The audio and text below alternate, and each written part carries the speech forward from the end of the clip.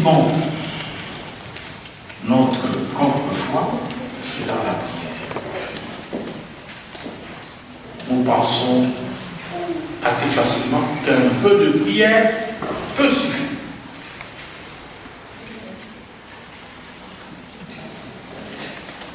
Mais il y a aussi le réveil de la miracle. Quelquefois, nous estimons que nos nombreuses prières que nous faisons peuvent suffire. Mon Père, je prie beaucoup. Pourquoi le Seigneur ne m'a pas donné la chance?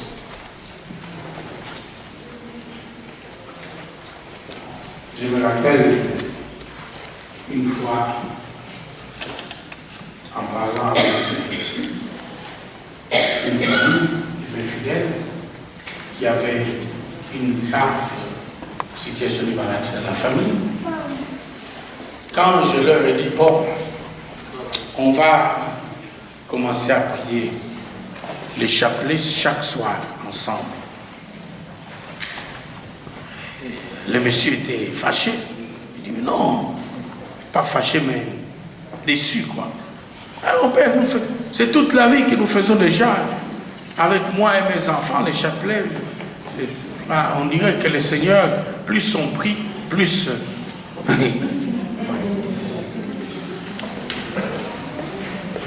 Parce que le danger approche la vie chrétienne. Donc, rien ne peut m'inquiéter. Ces jeunes hommes-là étaient exactement comme ça. Quand mon père va me donner la part de mon héritage, j'aurai suffisamment d'argent, j'aurai suffisamment de biens, que je pourrais faire n'importe quelle vie. Alors, visitons notre vie et essayons de nous remettre en place, de regarder vers Dieu.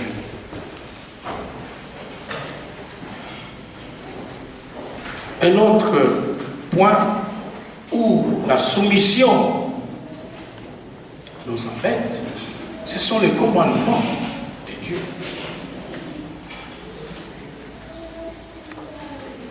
Je n'ai pas beaucoup d'occasion de confesser dans nos communautés, donc je ne connais pas. Mais combien de fois ça nous arrive de nous trouver en difficulté pour confesser? Et qu'est-ce que... Mon père, je ne sais même pas ce que je dois dire. Voler, je ne vole pas. Je n'ai tué personne. Je suis fidèle à mon mari, je suis fidèle à ma femme. Je veux dire quoi à la confession?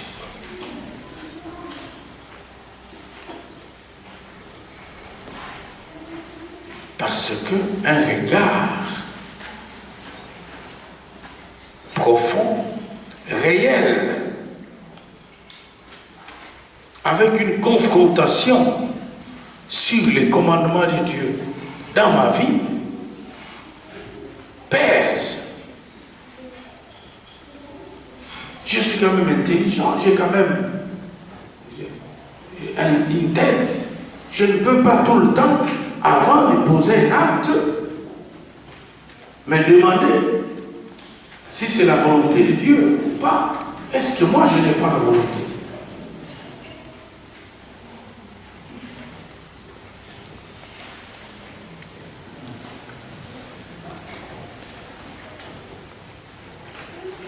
Ça, une fois de plus, c'est une des normes de notre humanité d'aujourd'hui pour effacer la foi. Ma volonté. Ah oui, je suis quand même un homme normal. Je dois quand même suivre ma volonté. Et donc,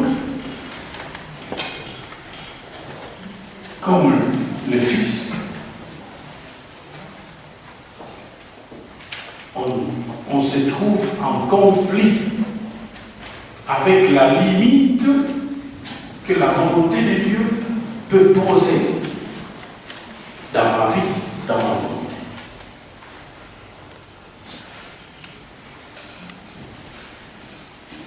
Et là, un des points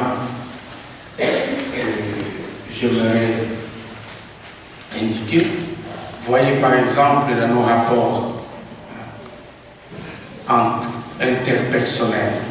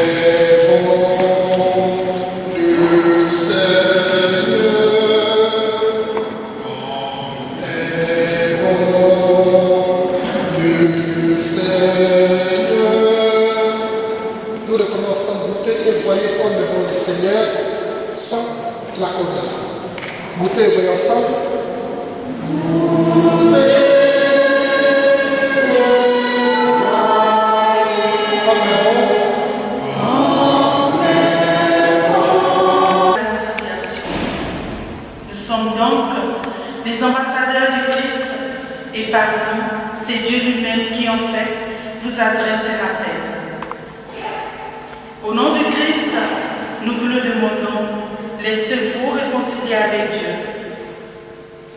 Celui qui n'a pas connu le péché, Dieu l'a pour nous identifié au péché des hommes, afin que grâce à lui, nous soyons identifiés à la justice de Dieu. Parole de Dieu Tout-Puissant.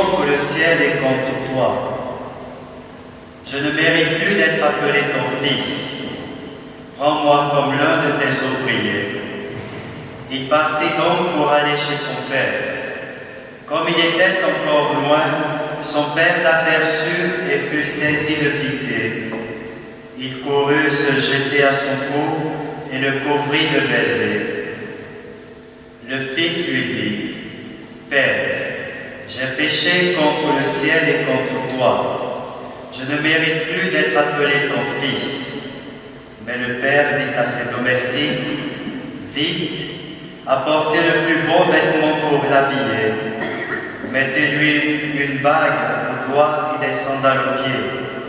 Allez chercher le veau gras, tuez-le. Mangeons et festoyons. Car mon fils que voilà était mort et il est revenu à la vie. Il était perdu et il est retrouvé. Et ils commencèrent la fête. Le fils aîné était au champ. À son retour, quand il fut près de la maison, il entendit la musique et les danses. Appelant un des domestiques, il demanda ce qui se passait. Celui-ci répondit, « C'est ton frère qui est de retour. Et ton père a tué le veau gras parce qu'il a vu revenir son fils en bonne santé. » Alors le fils aîné se mit en colère et il refusait d'entrer. Son père qui était sorti le suppliait, mais il répliqua, « Il y a tant d'années que je suis à ton service, sans avoir jamais désobéi à tes ordres, et jamais tu ne m'as donné un chevreau pour festoyer avec mes amis. Mais quand ton fils que voilà est arrivé, après avoir dépensé ton bien avec des filles, tu as fait tuer pour lui le veau gras. » Le père répondit, « Toi, mon enfant, tu es toujours avec moi, et tout ce qui est à moi est à toi. » Il fallait bien festoyer, se réjouir, car ton frère que voilà était mort et il est revenu à la vie. Il était perdu et il est retrouvé. Acclamons la parole